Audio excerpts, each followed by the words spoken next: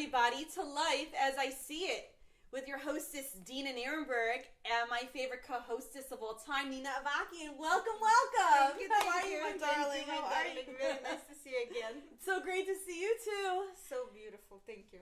Oh, my pleasure. Anytime. This is always so much fun, and it's been such a long time. We haven't done this since, I can tell you an exact date, January 4th. Wow. I think was our absolute last day that we did this show, and this is. I'm always saying this is like my fifth baby. My show is like another child for me, and it's I've been neglecting this child for way too long. It's been almost more than a month. It's been definitely a good 6 weeks. Yeah. You know, and I've been neglecting this, and in a way I've kind of sort of been neglecting myself because I've been neglecting the show. Mm-hmm. I probably could have somehow fit the show in to my busy schedule. So much a lot's been going on, you know, much of it amazing, and some of it, you know, thank God turned out amazing. Just blend. but we tend to neglect ourselves. Unfortunately, we tend to neglect this part of ourselves that really needs attention, and we don't give it to ourselves. Oh, for example, this show itself, I love to perform. Now, teaching is nice, don't get me wrong, and if any of my bosses are watching this today, I'm totally down with it. But then again, there's this show, and this is the real performance, and I love to perform. I've been neglecting this, and I'm, wow, okay. Well, now we're back on. Because it's something where you can basically do and say whatever you want, because it's right. No structure, and we can... We do the show how we like it. Our mind. That's why we call it Life as I See It. And at first I'm all like, yeah, let's come with our notepads, with our index cards, with our structure. Right. We're going to talk about supplements, the gym, and going to therapy. And I'm going to talk about treating yourself right. I'm going to talk about this, and the next thing. And we're just kind of sort of taking it as it goes. Is what makes the show so much fun. We basically talk about what's on our mind. Before the show, we were actually talking a lot about how we sometimes have such self-destructive behaviors. We think that they're so cool and so positive, and in the end, they wind up only hurting us. They're really pretty terrible. Tell me a little bit about your experience with that. We were, before originally, when we started, we were thinking to talk about self-love. Mm-hmm. But now, because we kind of got into this eating habits and everything, and I study with nutritionists a lot at the moment. I even connected with a psychotherapist. I'm not afraid to say it. It's been just a few sessions, and I really don't have anything to talk about because I know myself pretty well. But a nutritionist gave me a lot of positive thoughts, and not only helped me with eating habits, but also, you know, I'm more conscious of my eating behaviors, and not only eating behaviors, conscious of myself, of what I do, and part of it actually of what we eat. And now we were discussing with Dena how sometimes, and my sister was always telling me, she was saying to me, like, eating a piece of cake or anything like that until you can't breathe, that's not really showing how much you love yourself. Like, you think that you treat yourself with sugar, but it's really not. Yeah. And we were talking about that my mom, really, she passed away at 68. It's really young, and you know, she had numerous of problems like cancer and strokes, cardiovascular problems, neurological problems, but all of it coming from food, basically. So now, when a few months now, maybe like a year already, when I started during pandemic eating more or less right, and choosing of if I want to eat a regular bread, right, or sourdough bread, make huge difference. Not even in comfort of my own body, that nothing hurts me anymore, but just like even to think about yourself, how much you love yourself. For instance, today in the morning, I had beautiful breakfast, and I cook and I take a picture of it. And what did you have? Let's hear.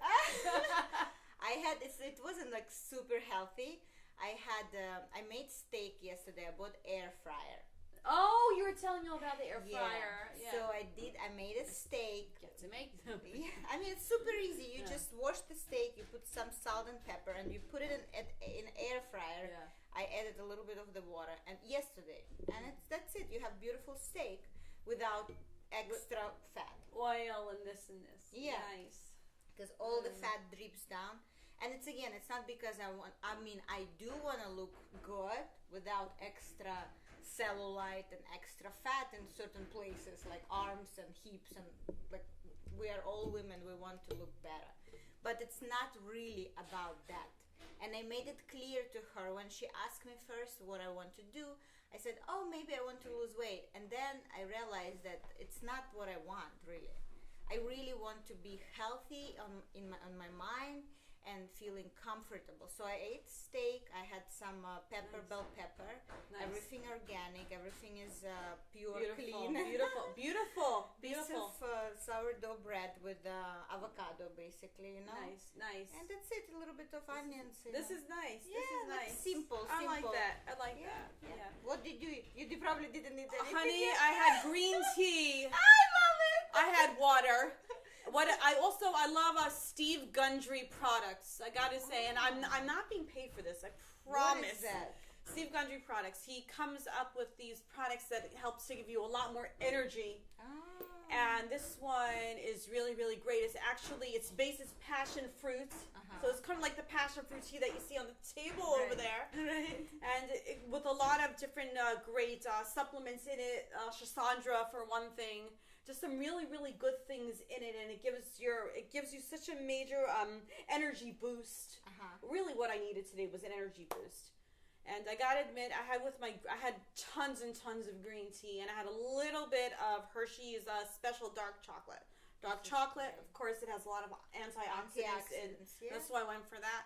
I should have gone for some almonds. I usually have a handful of almonds in the morning, right? Because first of all, it gets rid of my acid reflux, which I have a ton of. But also it helps to keep you grounded mentally. You know, they say that there's a nerve that goes between your central nervous system, which is your brain, and your enteric nervous system, which is your stomach. It's called the vagus nerve. Runs up and down. Yeah. I always used to think that your mind affects your body, and like if you're feeling all stressed out, you're gonna need the bathroom a lot. You're gonna have a very, very bad stomach. You're not gonna feel good. Everything's gonna hurt you. And then about 5 years ago, I realized that the opposite is true too. Your enteric nervous system is a whole nervous system in your stomach, and it runs up to your brain. And if your stomach is not settled, it will run up to the vagus nerve will send messages up to your brain saying, hey, this girl is not chill at all. Life is not good in the middle. Life in the middle is not good. That's interesting. That's it. So it runs this way to this way. Like if you're nervous, it hurts your stomach, and that's why your stomach's in pain sometimes. But if your stomach's in pain, it also sends messages up to your brain saying that things are not cool here. You know, what's going to be, and your mind goes a little bit crazy. Wow. So yeah, that's how almonds this morning would have helped, and I normally am. So I'm not a hypocrite. I'm not, because normally I will eat almonds in the morning. I had such a crazy day today. We're in the middle of a lot of house construction. I was actually right after I saw Esther off to school. I took a drive down to Brighton, and I get to like Avenue Z, which for those of you who are not in New York City. It's about like literally 6 minutes away from the beach. When I get a call back, the electrician's at the door. Can you please go and let him in? So I had to drive back 15 minutes, and I had to let the electrician in, and like it was just, I had such a crazy. It's a morning. Hectic, crazy morning. I meant to go to the beach today. But it's the whole day out there. We can still go. You and me, we can go. You mean I should like cancel all my waxing?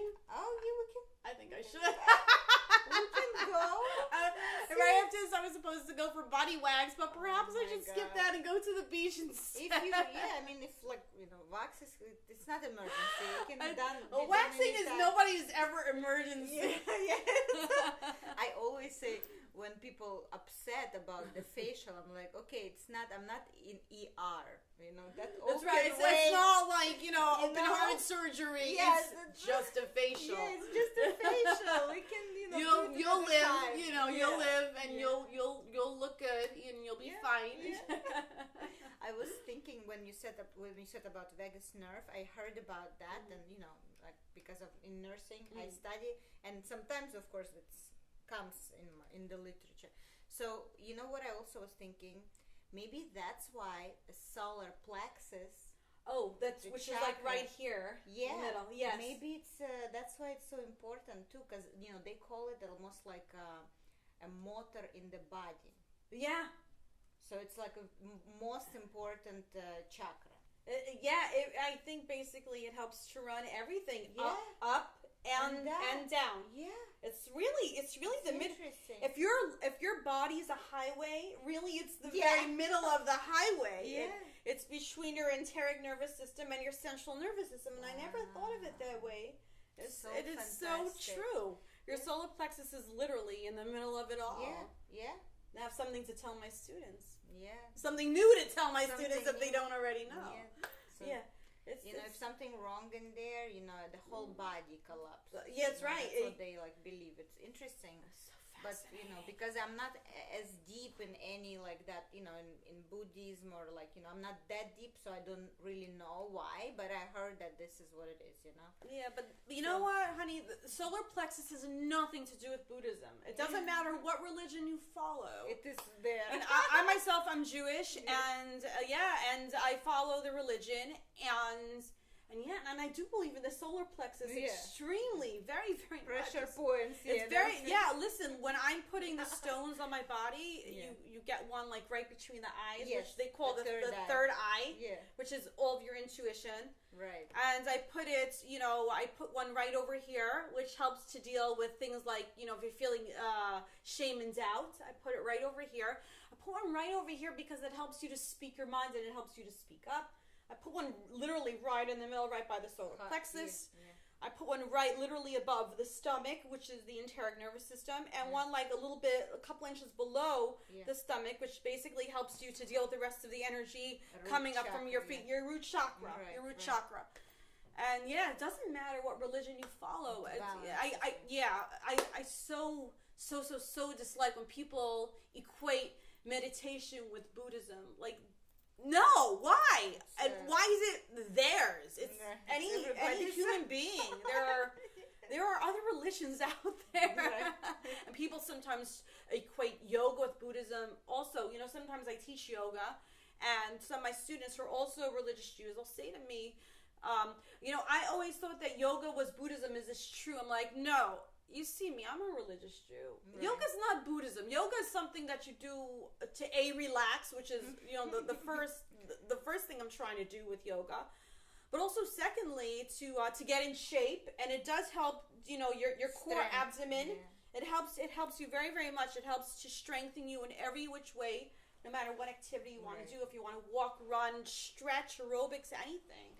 Yeah, that's true. That's true. It's like we're human. It's everywhere, and I mean, in Chinese medicine, it's a lot of herbs. There's a lot of herbs, and that's everybody. We're using kind of like the same thing. We're kids of gods.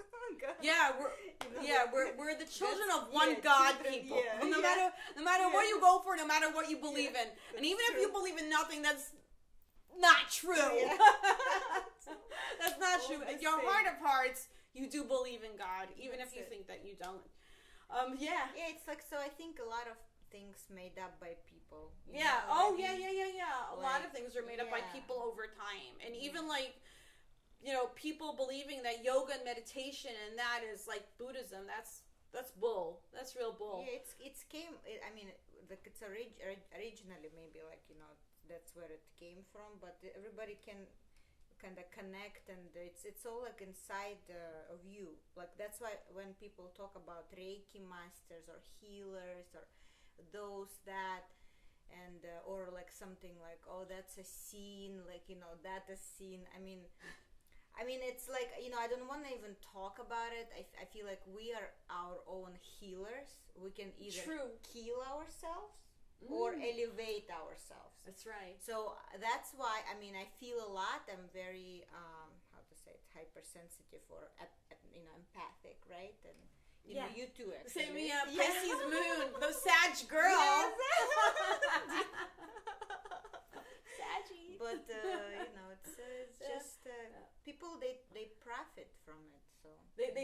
They try to say I am. I don't want to say that they say I am a god, but they for some reason say that I can help you with some problem.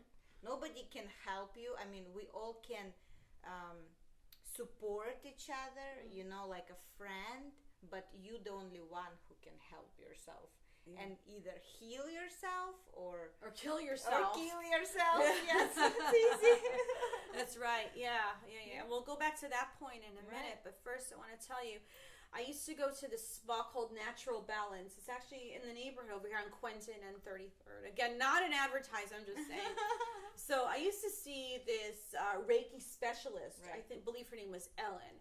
And the first thing Ellen says to me is, listen, I can help you with the healing and the energy healing, but first things first, I need to know, do you believe in one God? I said, Ellen, I'm a religious Jew. Of course I believe in one God. She's like, then we have a plan.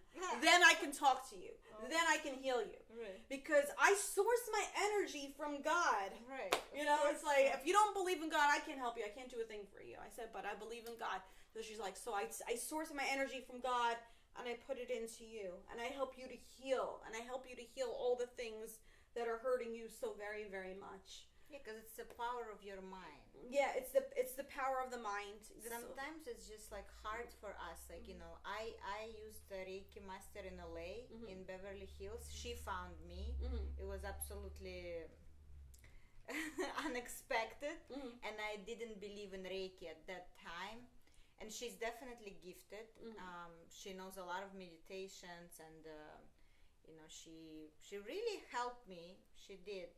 But she kind of woke me up, you know, and like you said, like she had this energy and power, and it was just like lots of love. She just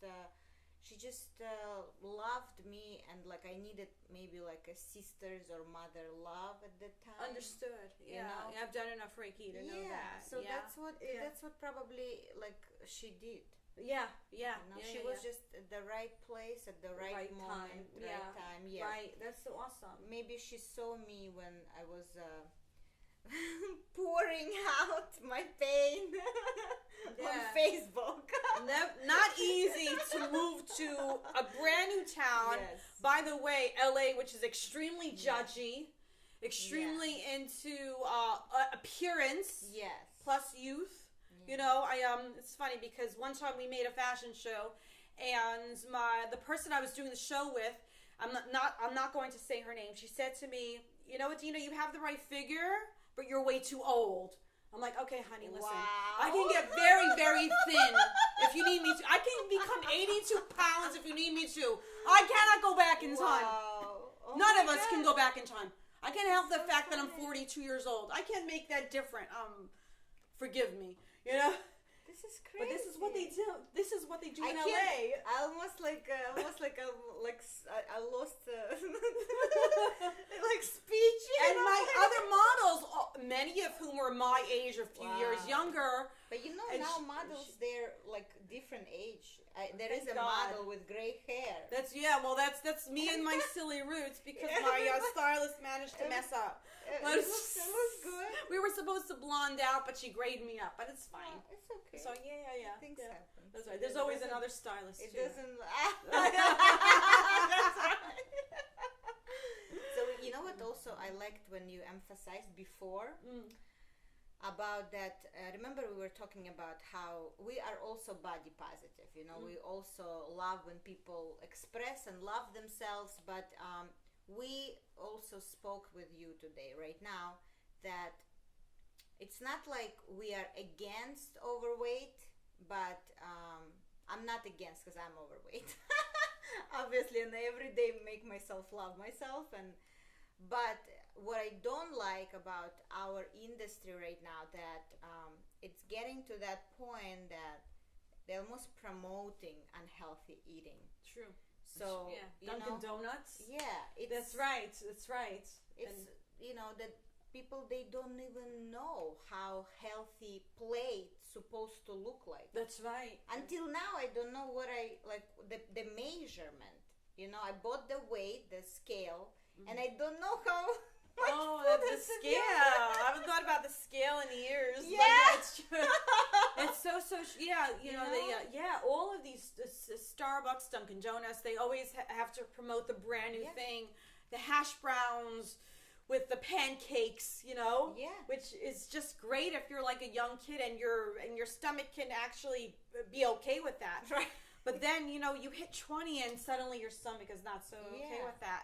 But there are so many adults who they eat on the run. Right. They wherever they are, there's a Dunkin' Donuts wherever you go. Mm-hmm. And they say, fine, great. So I'll have the mini pancakes. I'll have the hash browns. I'll have the great big bacon and cheese sandwich. A zillion million calories plus carbs plus unhealthy proteins, fats, and all that kind of thing. And just like, it's just, there's protein, which is good for you, and then there's protein, which is really pretty not good for you when it's full of fillers and all things that shouldn't be full of. Of course. Well, look, they're in it to make money, let's face it. You know, like, I don't have to defend Dunkin' Donuts as I'm not related to any of them. Right. You know? But the truth of the matter is that they promote unhealthy eating, and they're everywhere you go, right? Exactly. And I do actually love donuts. Who doesn't love a good donut? Unfortunately. I do, however, I try to figure out, we were talking about this before the show, I try to save it up for special occasions. Yes. You know, birthdays, anniversaries, friends' birthdays. Celebrations. Every once and again, you need a cinnamon bun or whatever it is that you need from Dunkin' Donuts, a double chocolate donut. But not every oh God, it day. can't be. It cannot be that way. Because that's not love, honey. I even was like, you know, I was talking to her today, and I had 2 apricots, right? Mm-hmm. And I just had I had a feeling like I wanted in the morning, and I asked her because she was on the phone. I said, "Do you think I should have those 2 apricots? It's just fruits. How many times I ate piece of cake with coffee every single day. So." Now she even doesn't want me to eat apricots. It's so fascinating. It's fascinating. I mean, it's just, and then she's like, do you really want to eat it? I'm like, no, I can't. I have my meat from yesterday. I'm just going to have my steak and, you know, and have a nice breakfast. She's like, so go ahead. Because you don't want insulin jump to the roof right now. Yeah. But far better to have the 2 apricots in the morning than, let's say, like the mini Snickers bars, you know, which is what so many people do. I actually do that once a day. I have a mini Snickers bar just because it gives me this crazy boost of energy. It's like a sudden boost. I like those sudden boosts of energy in the morning. I'm just like kind of like flailing around, trying to wake myself up, trying to wake Esther, trying to wake all of us up, trying to cheer all of us up. Yeah. That's what I do with coffee. But better to do that with apricots, you know? That's for sure. That's for sure. So like I've been, and I've noticed a lot of changes. So, you know, this a few days ago, I went out, I didn't sleep, and then Monday, it was a President's Day, so I was slammed with appointments, and 2 days in a row, I didn't sleep, and, I ended up eating yesterday night a lot of, I have this place, Japanese place, where they have this, it's not even sushi, but it's like a lot of rice involved. So anyway, I ate a lot of rice, which is sugar. So I did feel a little bit like off, like too hyper.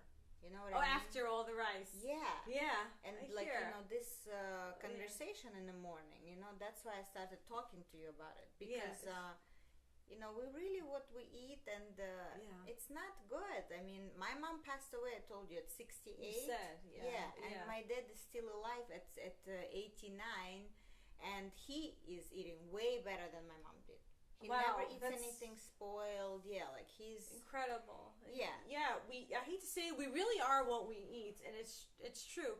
You would think that like indulging yourself with donuts and bagels and pizza and Carvel milkshakes would be self-love. It's like Carvel's standard is, come in for a little love. Right. And I always have rolled my eyes over that. It's not love, everybody. It's not love. It's impulsive. It's impulsive. It's impulsivity. It's giving into this need to self-sabotage, to hurt yourself. Yes. Unfortunately, over time, we develop this horrendous need to self-sabotage. It's the worst thing in the world because it destroys your life. It destroys you. It also, in a sense, destroys the people around you who count on you, depend on you, need your love. But it's very, very hard to give love to others if you're not giving love to yourself. So Carvel says, come in for a little love. Those shakes aren't a little love. Those shakes are a little bit of impulsivity. And it's not that you should never, ever have a Carvel milkshake. Yeah, you can. But consider it an experience. For example, climbing a mountain is an experience. Yes. Will you climb mountains every day? In a mental sense, you should. In a physical sense, you should not be climbing mountains every day. You will kill yourself. You will kill your body fast.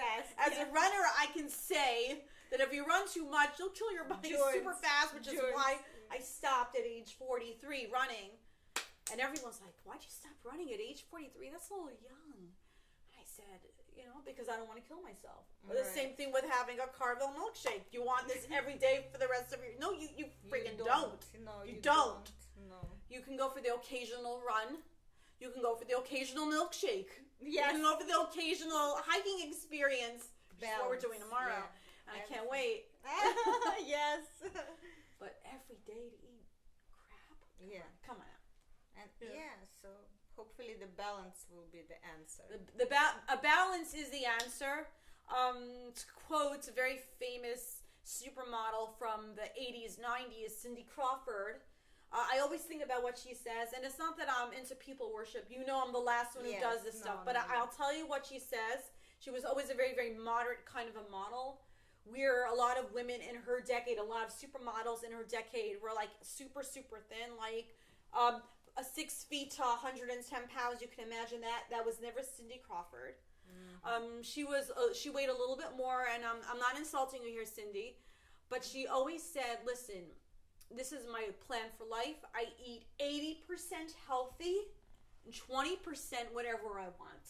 Exactly. This is the best way to live. This is the best. I've been living like this since age 18. Wow. I've gotten off my track. I've been stupid a little bit. I've been anorexic. I've been bulimic. I've done all that nonsense. Been there and done that. Have stopped all that to never continue it again about 20 years ago after Simcha's birth. I stopped that nonsense. You look great. Thank you, honey. And now I live moderately. Yes, I should have had my almonds this morning. Forgive me. But I'm pretty moderate. I try. It's 80% healthy to 20% of what you want. And this is any given day. There's space in any given day to eat a little bit of what you want. Yes, I agree with you. I think this show will be interested for many women to watch. That's right. That's right. And will be helpful. Yeah, moderation is the key. It's all about eating to be able to fuel your body. You have to be able to fuel your body. You have to be able to be on the go, do what you have to do in your life. But at the same time, hey, life is still meant for living. There's still great things out there to eat. There's still Carvel milkshakes, for example. There's still Dunkin' Donuts. But it's about enjoying it all in moderation, picking and choosing what you really, really want to eat very, very carefully, figuring in the morning, I always ask myself, what is my treat for today? Mm-hmm. What is my treat for today? For example, yesterday I ate supremely healthy. I went to that new sushi place we like on J and 13th. Right. Mm-hmm. And I had a sushi taim. They're also not paying me. And I had a great poke bowl of salmon and avocado and, olives. Extremely, for those following the Mediterranean plan, it's amazing. But at night, I had a nice vanilla ice cream. And it felt great, and I'm not even 1 ounce heavier because I had it, because I planned. Exactly. The key, ladies, and gentlemen, is in the planning. Conscious. It's in conscious planning what you're going to eat that day. And if you know that later on that day you're going to a party, you eat healthfully until you get to the party. And at the party, you can eat somewhat healthfully, but also see what you really survey. It's about surveying the tables before you choose what you're going to eat. First, look it over. Don't go impulsively. Look over the table and see what you really, really want to enjoy. Thank you, Dena. Thank you for great show. This has been an amazing, amazing show. Wow. Well, thank you, Dena. Looking forward to, God willing, many, many, many amazing shows in the near future. So, ladies and gentlemen, this is Dena Nierenberg with Life as I See It, with my favorite co-hostess, Nina Avakian. Thank you so much for being on the show again. Much appreciated. Love you all. Take care of yourselves.